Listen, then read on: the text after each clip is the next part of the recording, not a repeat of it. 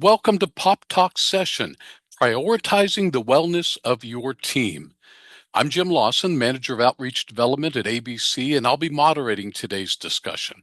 Now, as many of you know, March is Pop Month, a nationwide celebration of the prosthetic, orthotic, and podorthic pop profession organized by ABC. Celebrating the profession includes recognizing progress, driving it forward, and sharing new tools so you can take your pop practice to the next level. But importantly, it also means recognizing and supporting and motivating the professionals. That's all of you who are changing lives and improving mobility every single day. Now, that is why we're gathered here today.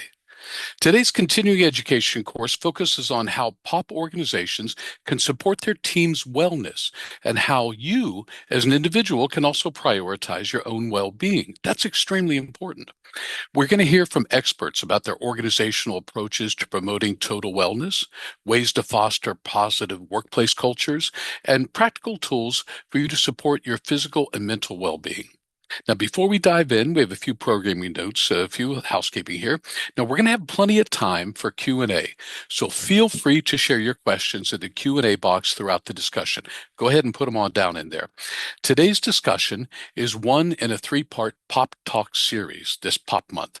The series is worth 3.75 Category 1 business CEUs or 1.25 credits per session. So please be sure to take the quiz after this course to earn your continuing education credits. You need those credits. Please make sure you get those. Now, if you've missed any of the previous two Pop Talks, there's no need to fear. You can access recordings and CE quizzes on ABC's website, and a link will be provided to you in the chat and by email. Now, with that, I have the honor of introducing you to today's speakers. Carrie Davis is the Vice President and Patient and Employee Experience at Hanger Incorporated. Now, at Hanger, Carrie designs, implements, and manages programs to help bring positive outcomes for patients, families, and employees. Carrie's a nationally recognized leader in patient experience and organizational transformation through empathy. Oh, and I love this term, servant leadership and servant leadership. She's the chairperson of the board of directors for the Amputee Coalition and is a two-time para-triathlon national champion. Wendy Remington is a clinical leader of lower extremity care excellence at Hanger Clinic in Salt Lake City, Utah. Wendy began her career in prosthetics at Shriners Hospital for Children in Salt Lake City and specializes in unique, complex prosthetic fittings, adult congenital limb difference, and vacuum socket technology. She's passionate about increasing access to adaptive sports and recreation and has in-depth experience leading teams of all sizes from individual mentoring to area group practice management. Caitlin Rivest is our certified prosthetist orthotist at Boston's Children's Hospital, CPO at Boston's Children's Hospital, and is assistant residency director at Boston's Orthotic and Prosthetic. Caitlin specializes in pediatric care with a focus on individualized patient-centered treatment and is passionate about helping her patients and their families achieve meaningful outcomes. That's beautiful with the families. Beyond her clinical work, she's committed to education and professional development. Caitlin serves as mentor to many, lectures at O&P graduate programs, and is member of ABC's board of directors. We have a powerhouse of speakers today. Thank you, Carrie, Wendy, and Caitlin for being here. We appreciate it greatly. I'm now going to turn it over to Carrie and Wendy to kick off today's discussion and about organizational and workplace approaches to prioritize wellness. Take it away, Carrie and Wendy. Well, thank you so much. I appreciate it, Jim. It's a pleasure to be here. You'll see on the slide here, I represent Hanger Clinic and I lead patient and employee experience. And I want to start with a simple but powerful truth, and that is employee wellness and patient care are not separate conversations. They are the same conversation. And I don't know if you can see, but I am a patient myself serving in this space.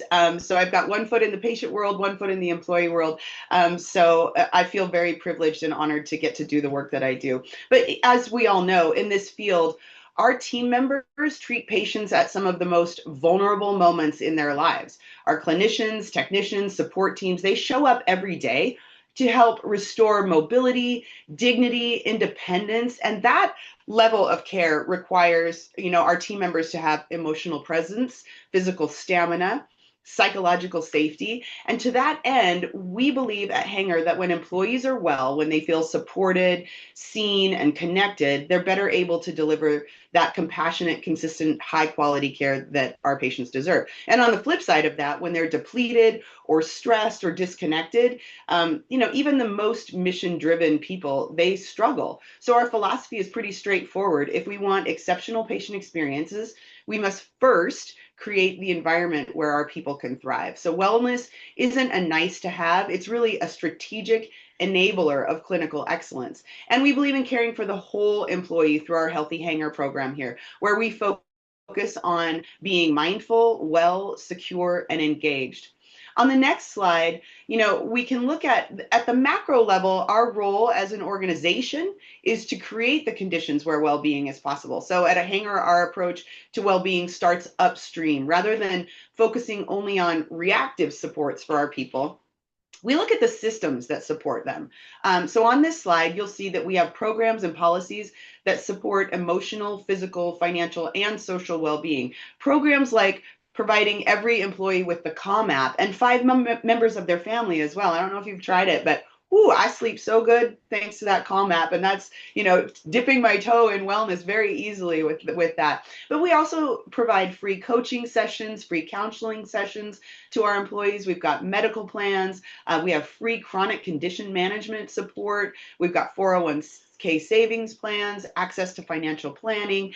And, as an organization, we really promote social well-being as well. So we've got community events that our team members can engage in, as well as employee resource groups, paid volunteer days, where we really encourage everyone to get out and be part of their communities and serve in a way that fills them. So I'll say, as you look at this slide, some of these systems are best practices. They're what you would expect from an organization supporting employees. But we, through annual listening strategies at Hanger, through our employee engagement surveys, we've listened to what really matters to employees, and we've changed or upped some of these approaches, like extending leave for new parents or providing gym discounts or student loan repayments. All of these things were in response to the voice of the employees, and that builds trust, which is foundational for well-being in the workplace. On the next slide, you'll see how we dive in to promote engagement across the organization by prioritizing 5 different drivers. These are linked behaviors and leadership practices that really shape the day-to-day experience of work. Things, this includes how leaders show up for their teams, how peers support one another, how work is prioritized and paced, and how consistently people feel valued and heard and respected. So this 5 drivers of engagement series was based off of feedback from the 2025 Employee Engagement Survey, and it really helped our organization think differently about wellness, not as a program, but as part of our culture. So the goal of this series wasn't to tell people what to do, it was to create shared language and shared ownership around what truly drives engagement and well-being at work. So it helped leaders and teams kind of step back and ask, what actually sustains people over time? What erodes trust and sucks us dry of our energy? And what can each of us do to influence creating a work environment that supports our well-being? So each driver reinforces that core message that well-being is created through everyday behaviors, not one-time initiatives. And by anchoring this conversation in these drivers of engagement, we help people see that recognition is a wellness strategy. Belonging is a wellness strategy. Growth and clarity reduce stress, and it is a wellness strategy. And of course, most importantly, listening to our employees is a wellness strategy to help avoid burnout. So I think also, most importantly, this series really normalized the idea that well-being is collective work. It's not HR's job. It's not leadership's job alone. It's all of ours, because people don't just need resources. They need each other. They need teams where they feel safe to say, I'm struggling, and they need leaders who respond with empathy and not judgment. So from a macro perspective, wellness shows up in psychological safety, trust, and leadership, clarity of purpose, all of those things, fairness, and inclusion, and a shared sense of responsibility to one another. This is how we build resilient teams. It's not by asking people, to be tougher, get tougher, but it's by making the systems and the environments more humane. And that is a good segue to hand it over to my longtime colleague and friend, Wendy Remington, who one of the things that we've done for wellness, and I think she will agree, for years, Wendy and I have been in a lean-in circle of women who meet monthly, and we have topics of conversations. We just have check-ins, and it's cross-functional. So that's also another wellness practice that we practice here at Hanger. So Wendy, take it away and talk about well-being at the clinic level. Great, thank you. That's an excellent kind of segue into what I am going to touch on today. So next slide there, Jim. Might have a delay. There we go. Everything that Carrie talked about that's started at the organizational level, that macro level, is only as good as the leadership that drives that at the local level, right? She's talking about setting the foundation for a broader organization, but how do we make sure that that trickles down into the day-to-day local clinics and the interactions between managers, employees, and again, like that moves into our patient care with every interaction that we have. So when wellness is modeled at the leadership level, it naturally, excuse me, integrates into our clinical practice.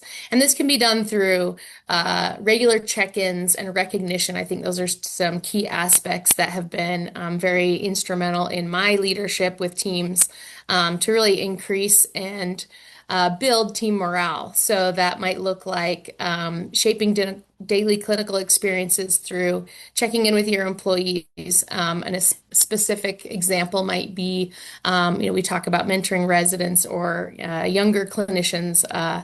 And that might be at the end of the day, checking in and having a conversation. What went well for you today? And what did you struggle with? What do we need to work on so that you have resources to feel competent tomorrow? Or do we need to do some research together and make sure that you're ready for the next patient interaction or when you interact with someone in a way that you did today that maybe you weren't fully prepared for?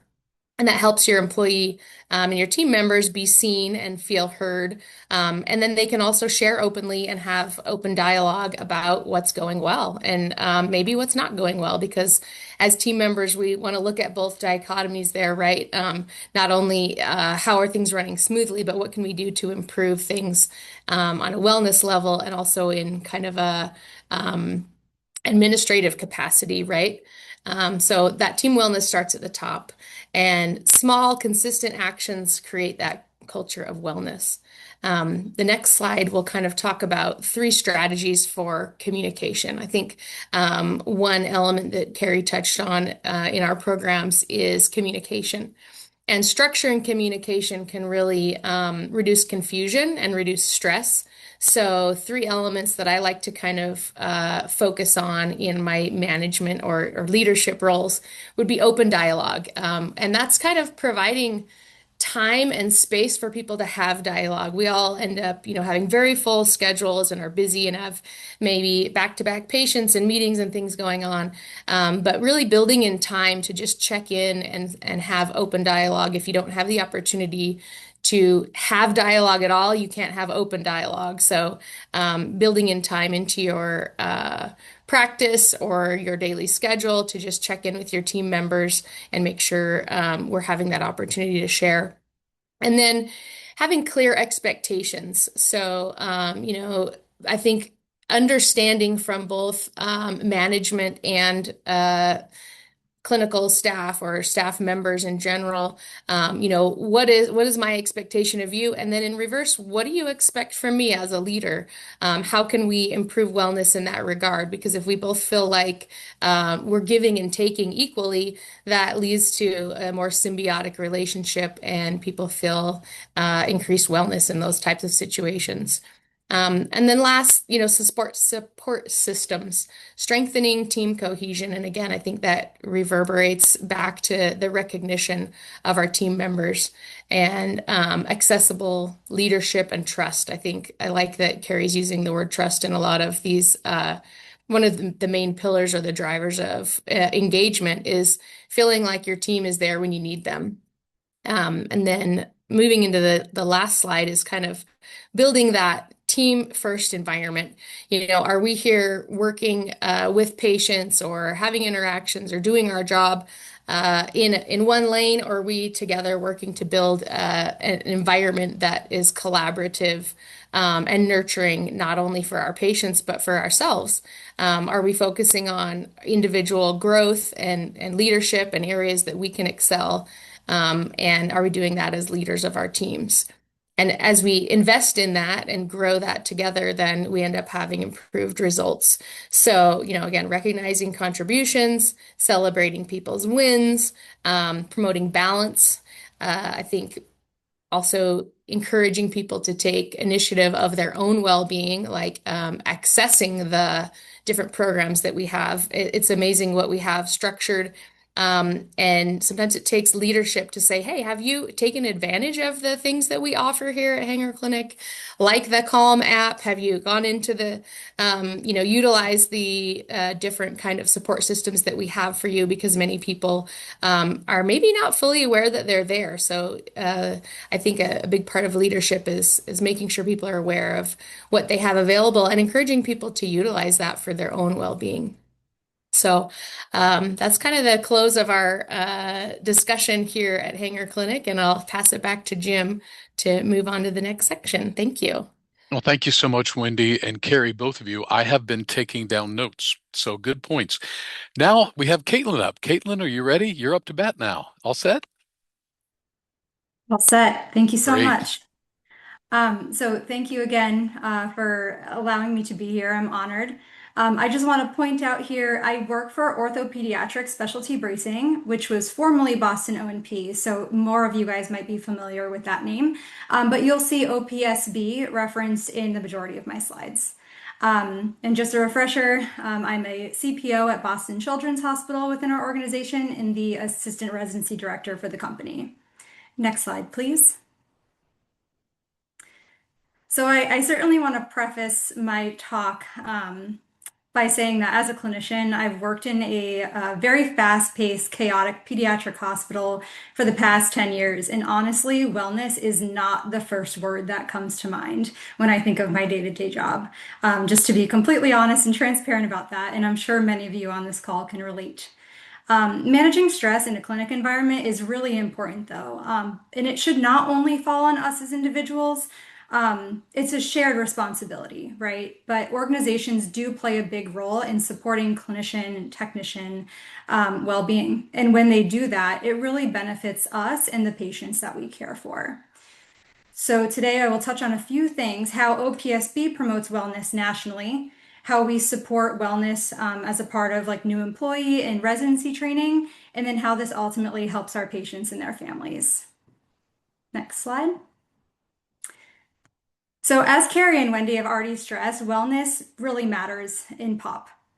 And as clinicians, we'd have to juggle a lot. We're not just, meeting clinical demands, but the emotional and physical side of our jobs too.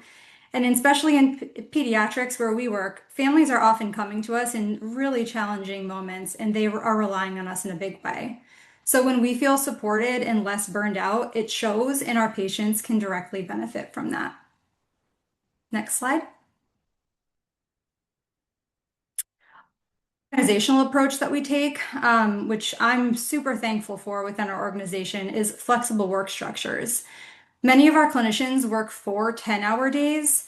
So sometimes in smaller clinics, that can mean a consistent Monday or a Friday off weekly, so long weekends every week. And in larger clinics, such as where I work, there's about 7 clinicians working out of the Boston Children's Hospital office. We rotate days off throughout the week. So clinicians usually end up getting a 4-day long weekend about once a month. So having a Monday or a Friday to Monday consecutively off, which is also really nice. It's a great resource to be able to have one day off during the work week just for, life, appointments, anything that you need to get done for yourself. And if a traditional 5-day workday or 5-day work week, 8-hour schedule fits better for somebody's lifestyle, that's absolutely an option too. We also involve all of our staff in shaping how we work. It's our ideas that drive process improvements. It's not just management's. We're also encouraged to participate in professional organizations like ABC, NCOPE, and the Academy. And we're allowed to schedule time during work hours for any other professional development opportunities that are of interest to us as employees. Next slide. So even as we grow nationally, we do try to keep that small organization feel. When I started with the company about 10 years ago, there was a handful of offices kind of just throughout, the Boston area and the Northeast. And now that we're growing nationally, it's still really nice to feel like a small family. We have internal Teams channels that are designated for people to share their, personal milestones, clinic wins, stories, and just little things that help everybody feel connected. And employees can also join focus teams on areas that they're interested in, whether that be the spinal team, a cranial team, prosthetics, lower limb, etc.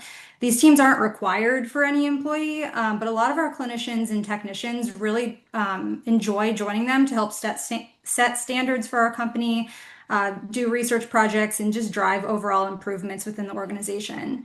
And again, time during the workday can be set aside for this. It's not something that's outside of your work hours.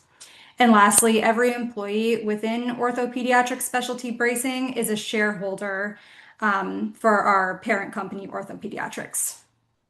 Next slide.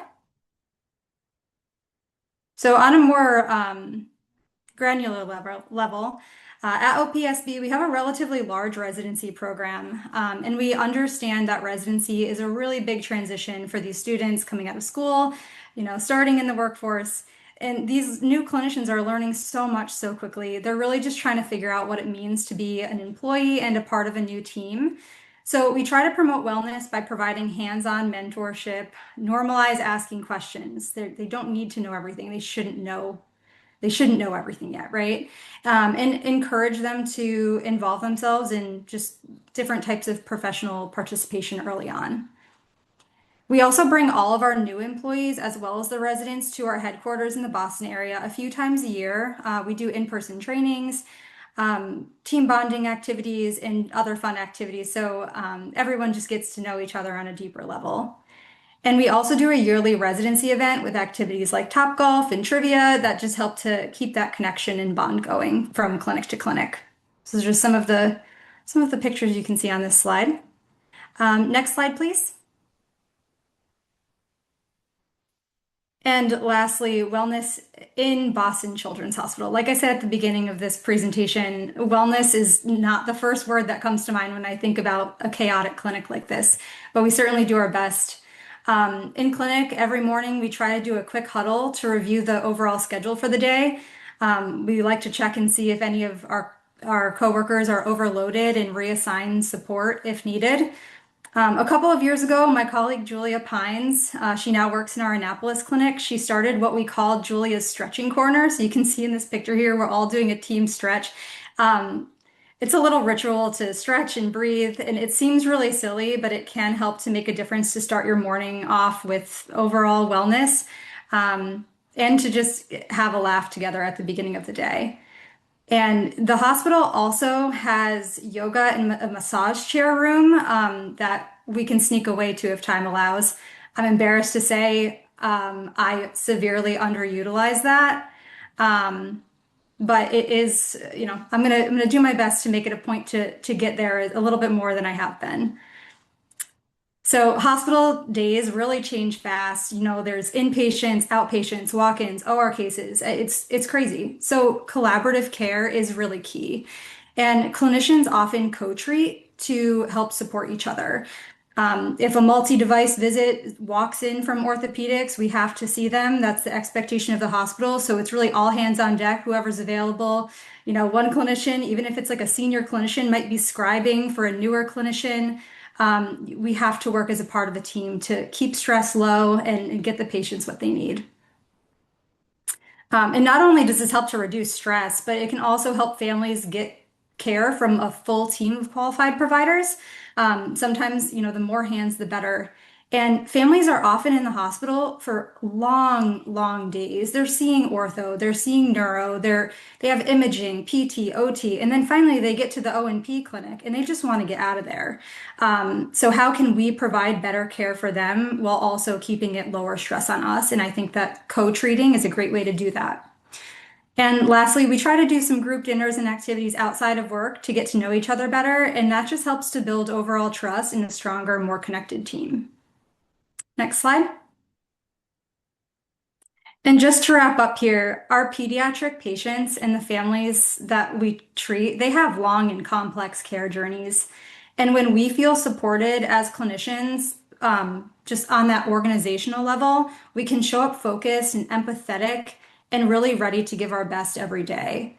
So prioritizing wellness isn't just about keeping employees happy, it's about making sure that we can provide the best care day in and day out for the patients and families who really depend on us.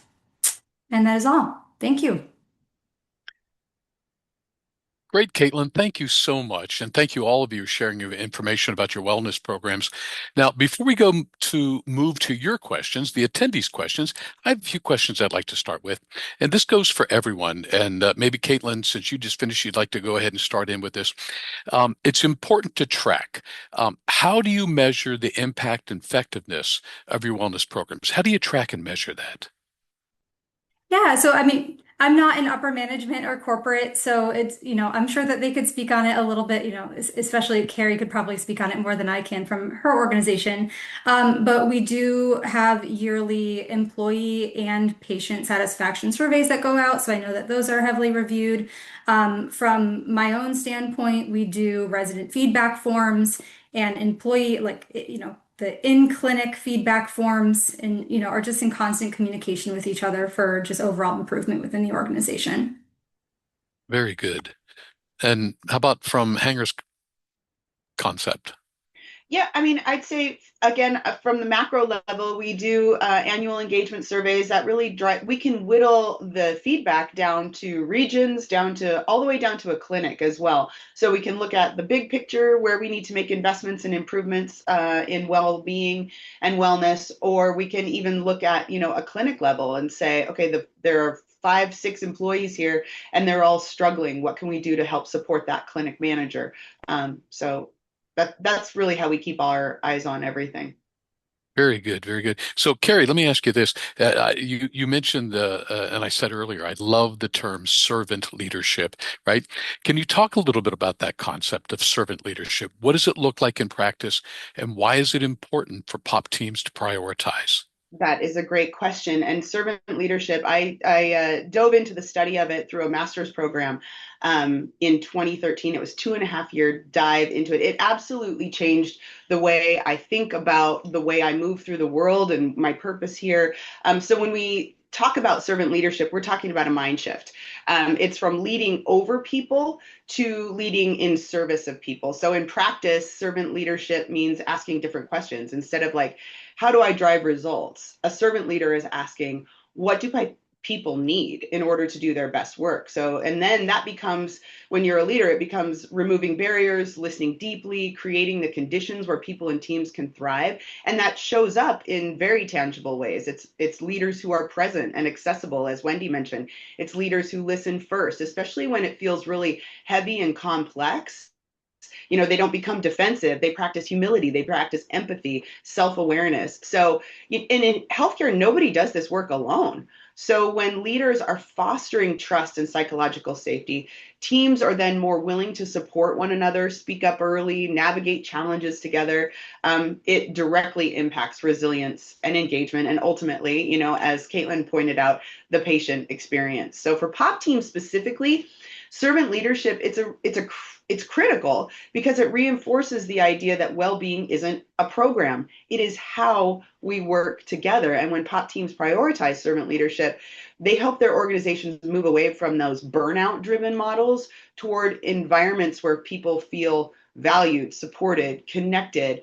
And when that happens, engagement increases, trust strengthens, and teams are better equipped to take care of their patients. So some people think when they hear servant leadership, they think, oh, that's like a soft skill. No, it is entirely strategic. It's one of the most powerful levers that we have to create sustainable well-being for employees and better outcomes for patients. And the beautiful thing about servant leadership, you don't have to have a title. You don't have to be a director. You don't have to be a manager. At any level, when you start with your day with how can I be of service, versus how can I get my list done? How can I get these people to do what I need them to do? When you think of your position in any seat where you sit in an organization as how can I be best of service to the people around me today, it changes the vibe everywhere into something more positive and more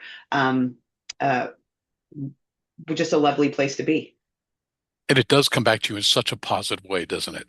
Absolutely. Yep. Yeah. Well, let's go back to the beginning. Wendy, for POP organizations eager to make changes to better support their team wellness, where do you suggest is the best place to start?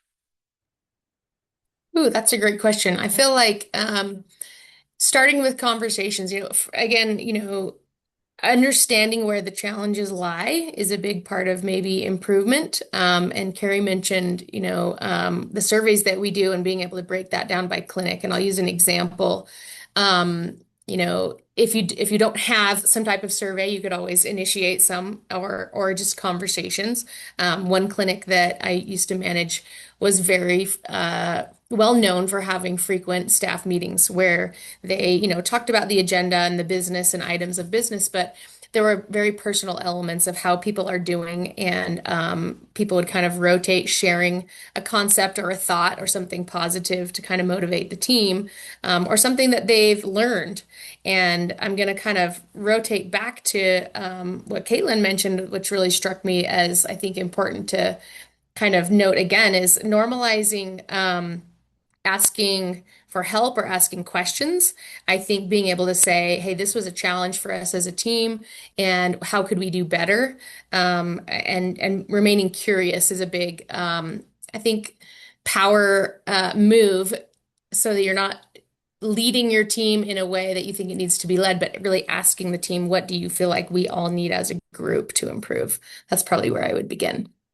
Very good. Very good idea. Caitlin, you work with a lot of the residents. You work with new CPOs coming into the POP profession itself. So for young professionals, what's your best piece of advice to prioritize individual wellness while navigating the challenges that come with starting their new career? Yeah, great question, Jim. My biggest piece of advice is just don't do everything on your own. Early in your career, I think it's really easy to, you feel like you have to prove yourself. You feel like you have to, showcase everything you know. But in the beginning, you should really be asking for help, asking questions, leaning on your team, and speaking up when you're overwhelmed. I think that can really prevent burnout over time. And for any newer clinician, this is your time to be a sponge. I say that all the time. Just learn and lean on your mentors. Just build healthy habits early on, and having that self-awareness, boundaries, and then communication skills will really just set you up for long-term success in the future. Excellent, excellent. I took a few notes from all of you. Recognition, belonging, being heard and understood, those are all very inexpensive. Good lines of communication, promoting balance. So with all that in mind, prioritizing your own well-being is just as important as the team's well-being. We've been talking about the teams here. How do each of you prioritize your own wellness and encourage your colleagues or your staff or your team members to do the same? Anyone who wants to join in. I'm happy to start. I think the difference from when I started with the organization until now is at the beginning, I did everything that I said to not do for when you're a new employee. I always wanted to prove myself. I wanted to make sure I was doing the most, staying the latest, working the hardest. And, I do believe in a strong work ethic and, being there for your patients, but you have to prioritize yourself to be able to do those things too, and to be a good team member.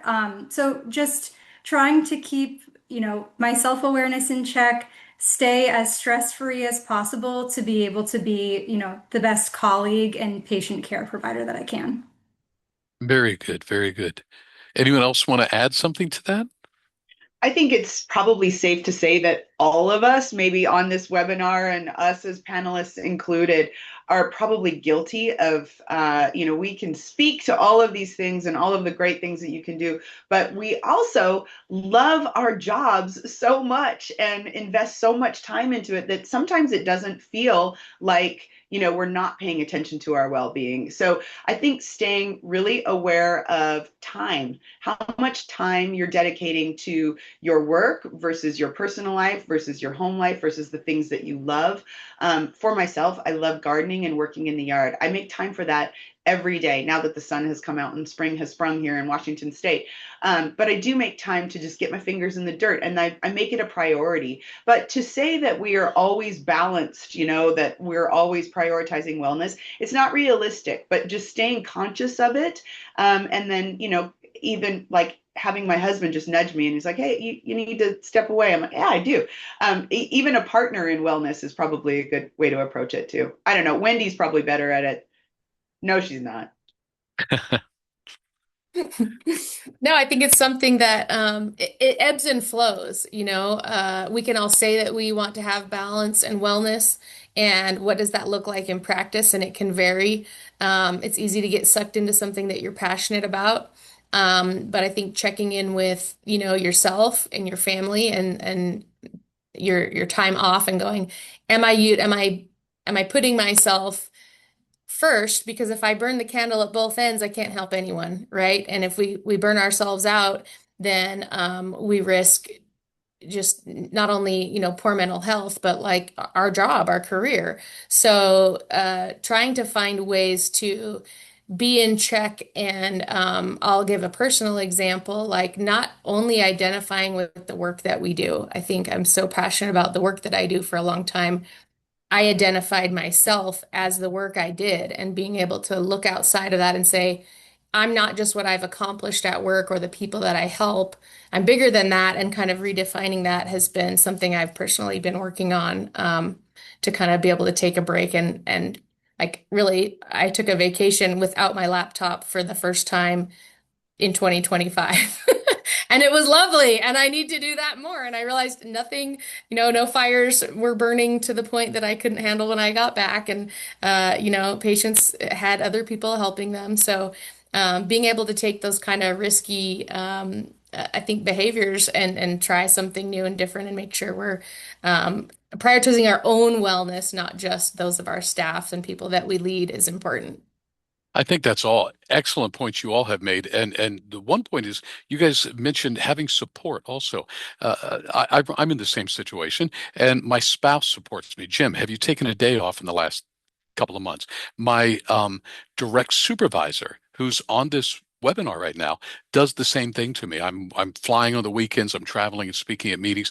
She'll come to me and say, hey, Jim, time to take a day off. Just go relax for a day. And so it's nice having those people and supporting you to do that. So let's go ahead and move into questions from our attendees. We'd like to open the floor to the questions. If you have a question, please use the Q&A function at the bottom of the screen. I know some of you are already doing that, so I do have some questions first. So let's see.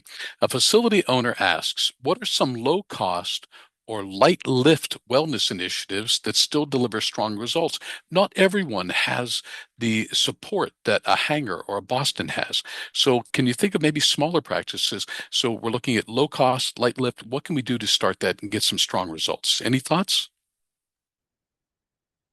I can jump in here. So some of those things that I mentioned, belonging is a wellness initiative, right? And it doesn't cost anything to get to know people on your team, to have one day a week where you all sit in the break room together. You can even have little conversation starters. I have these little cards that I take when I do like team building workshops, and they ask questions that you don't normally ask in the workplace, but it's really important to get to know people. So belonging is a wellness strategy, and feeling like you're safe to be your whole self at work. Recognition. You don't have to have big, expensive things to give to people to recognize their efforts.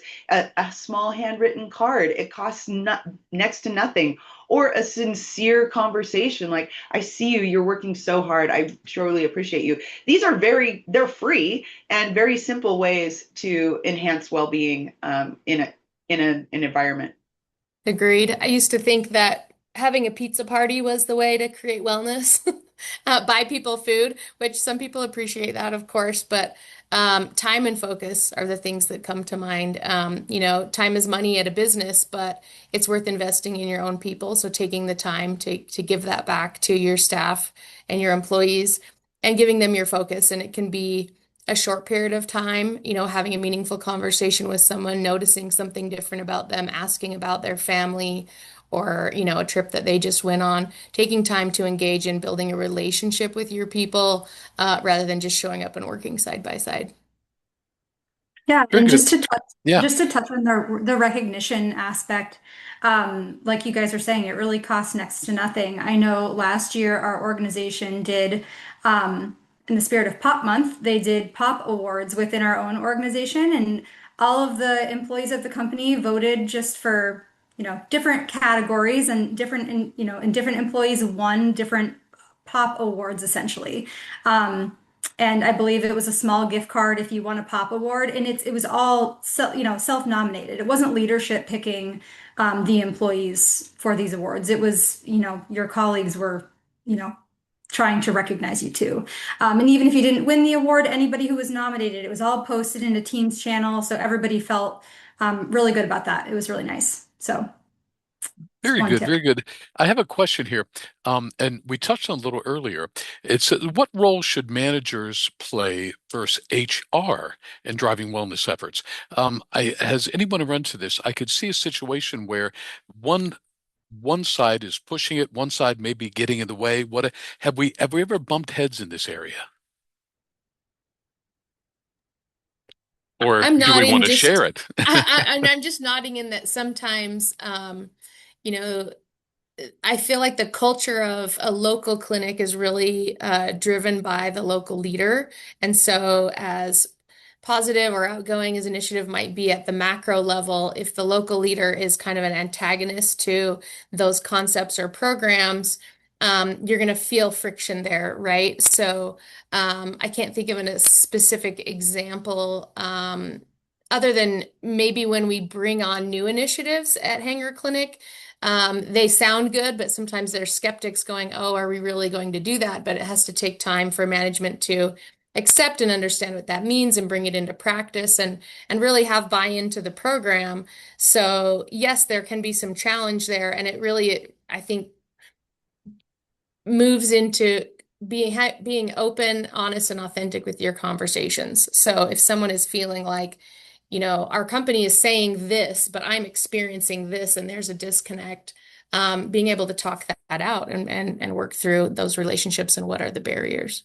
I think that's a Good. really good point. When we talk about one thing that Hanger did a couple years ago was provide an additional day of time off, PTO, that employees could go out and volunteer in any organization or in any way that they wanted to, right? And I think that so some people adopted that very readily and they were very excited about it. Whereas other people, if you're under a manager who is like, the manager's not taking personal time off, the manager's not leading in a way that's, I support you going out and doing this, then there you do feel that disconnect. But to Wendy's point, talking about it and really even advocating for yourself in a situation like that, where you like, I get these 8 hours, I'd like to go do this.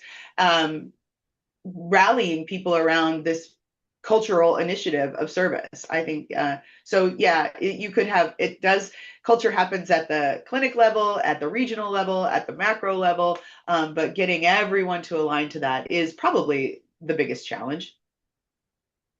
Very good. This next question, we sort of touched on it already. It says, Katie asks, what is the best way to get wellness programs started? And we've kind of touched on that. But more importantly, have you polled your employees on certain topics? Carrie, you mentioned annual engagement surveys at Hanger. Could you speak to this a little more?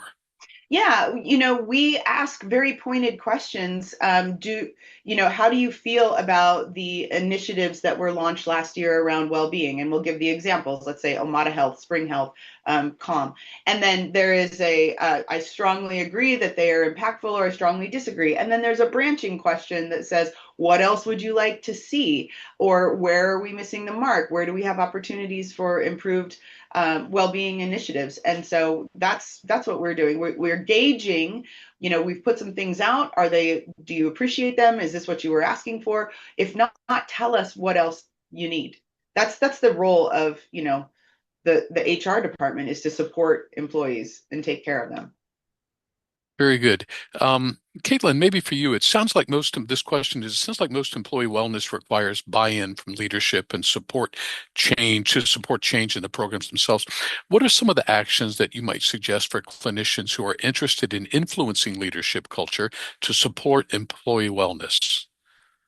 Yeah, I completely agree. You do need buy-in from leadership for actual change to happen. But I do think on an actual clinic level, if you're a high-functioning clinic and, everybody in your office is, practicing wellness and it's going really well, from like an organizational standpoint, I think those clinics should almost be looked at as like, oh, this clinic is functioning really well and is, actively going through different wellness practices, and they're getting great patient results and great patient feedback and have great results in employee surveys, then showing to management or to leadership that these high functioning teams, like what are they doing? So then it can be at a more organizational level. So I think, practicing kind of by example and then showcasing maybe what you're doing, showing that to leadership and seeing if it could be implemented in other offices or in other clinics. Okay, here's a question for you. Do you believe clinicians who can maintain wellness working more than 40 hours a week? I think almost all of us work more than 40 hours a week. What is Hanger of Boston determined to be an effective amount of hours to maintain wellness?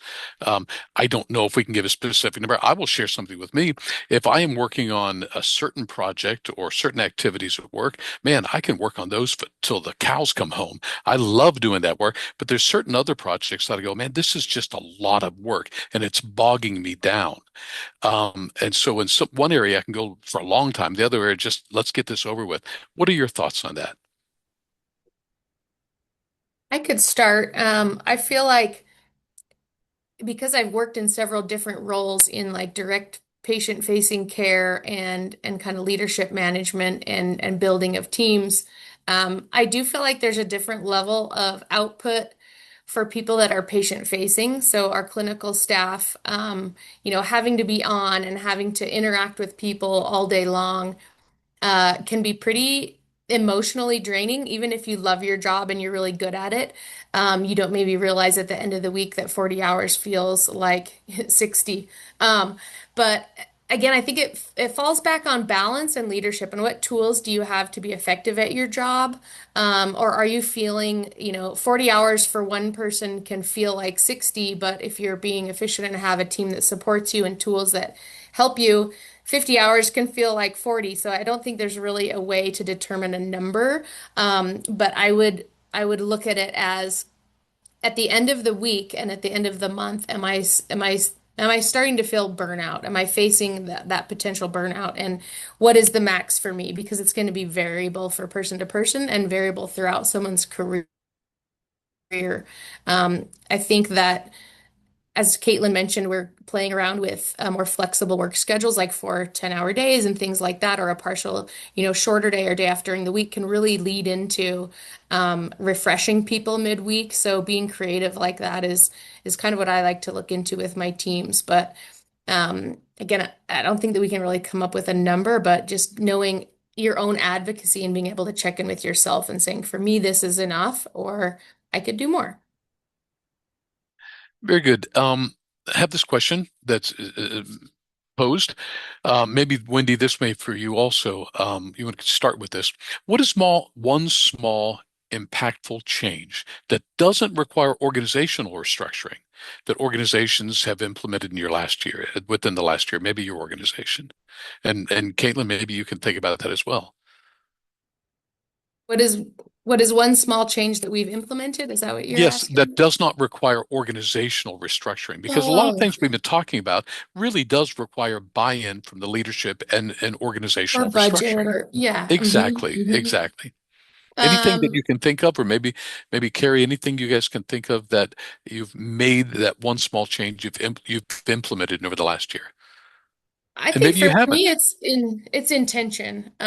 Yeah, with the teams, and it Okay. wasn't in my last year, but I can think of a time when I was doing that, and it wasn't anything major. It was just kind of like, man, my employees are having kind of a bummer of morale right now, and we had some turnover in staff. We had a challenge with a difficult staff member that ended up leaving, and that was a positive thing, but we were shorthanded, right? And so I think as teams, we all go through moments where you're either shorthanded or you have extra work or something's happening and you're maybe in a mode of crisis.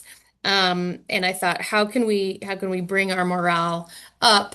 And it was really just leading with intention of like, I'm going to pick one thing today that is going to make a difference for my team. And I don't know what it's going to be, but I start the day with that intention. At the end of the day, I would ask myself, did we accomplish that? And it was very simple, like again, time and focus, like having a conversation with someone that I thought needed it, or when I saw someone struggling, rather than just walking away and letting them deal with it, maybe coming in and saying, hey, what's going on and how can we help to kind of de-escalate, maybe emotions that were high at the time. So just a little bit of time and focus with intention, I think, is the best place to start if you don't have a lot of time or resources.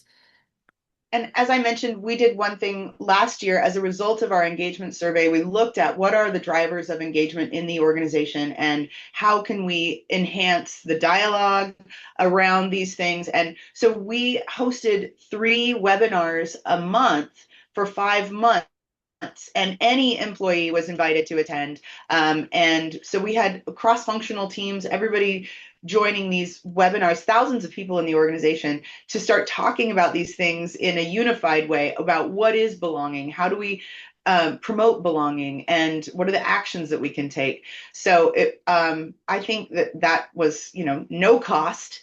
It was just time, and it was allowing people to have the time to engage in conversations like this, meet people from all over the organization, and continue the focus on, we have the power to create the work environment that we want, right? And it doesn't require big organizational pivots. It's what's happening in my environment today, and how can I contribute in a positive way to making it the best place to work. Very good, very good. I have one more question here. Caitlin, I'm going to go in your direction for this one. It says, and because everything we've been talking about is the wellness, but mental wellness as well. So, with such a wide range of teams today, how can leaders support mental wellness in a way that resonates with both younger employees, Gen Zs, and those with decades of experience? Any specific strategies or ideas that have worked? Yeah, I'll speak to like the younger employees. I think what they need is sometimes is really just belonging and mentorship. So one way that we've done that in the past year that doesn't really require anyone from leadership, kind of, overseeing it is just having a peer buddy system to get people, involved, getting to know each other. I don't want to say hand holding as they kind of get into the field, but it does, promote that level of belonging and like I have somebody that I can go to beyond just my like senior mentor. And then I also think the more senior clinicians or people who've been in the field for a while really need reminders. Carrie, I think you touched on it earlier. Take your vacation time. You have to treat yourself first. Like if you're allotted X amount of vacation time, take it, do something that you love, whether it's gardening or going on a trip. Just, getting out there and spending a little bit of time out of the workplace so that way you can come back refreshed and feeling like a more functional part of the team. Excellent, excellent. And any thoughts from Hanger on that? On generational, how we take care of our, yeah, Yeah. yeah. I listened into a really dynamic presentation at our Hangar Live event about the generational differences in how to find meaning at work, and like the culture that even my children, I have a 27-year-old and a 25-year-old, and they grew up in this like culture, right? They would put things out there, and then the self-worth value came from how many likes did I get, and just remembering like we've grown up in different times, we have different motivations, we have different intentions, and being respectful and empathetic to how we are different generations. I think, older generations, well, I don't know, can I even say that, older generation? But people like me, it's like, Yes. work hard, you put your nose, you do your time, but it doesn't have to be like that. It can be joyful and it can be balanced. And, we just were raised with a different mindset. And so just really coming to the table and understanding what are your priorities, how do you want this to feel, how can we all work together to make this. And again, it's like when I think about workplace culture, it is literally, how do I feel? Do I feel joyful when I'm going into work? Do I feel supported? How do you want to make people feel? And then acting in ways that support those kinds of feelings. And I think no matter what generation you're in, you can pay attention to how people want to feel, and you can show up in ways that promote positivity. What a great way to finish up here. We're coming to a close of our session, and I want to extend a thank you to Carrie, Wendy, and Caitlin. Thank you all for sharing your insight and examples of putting wellness into practice and your expertise. But I also want to thank all of you listeners for participating in this discussion. So a link to the survey is now in the chat. I saw it go in. Please, we'd love to hear your feedback. We're going to share a link to the recording, the slides, and the CE quiz tomorrow. The CE quiz link is also available in the chat as well. You can access recordings and CE quiz links for the entire Pop Talks 2026 discussion series on ABC's website at any time. That's abcop.org. You can go back and listen to those and go ahead and take those quizzes to get your CEUs. Pop Month is coming to a close next week. Now, on behalf of ABC, we thank all of you for your contributions and your commitment to your patients, your teams, and your profession at the large. It's been an overwhelming success, to say at least, and that is truly fantastic. Your participation in Pop Month strengthens the workplace of today and inspires in the workplace of tomorrow. We thank you for celebrating and recognizing everyone who makes Pop special and possible for this Pop Month. But please don't forget this. It was a Pop Month, and it's a Pop Month. You can celebrate and acknowledge Pop all year long. We don't have to do it in just one month. So keep those Pop activities going throughout the entire year. We thank you so much for joining us to celebrate this last Pop Talk, and we hope you have a wonderful day. Thank you again.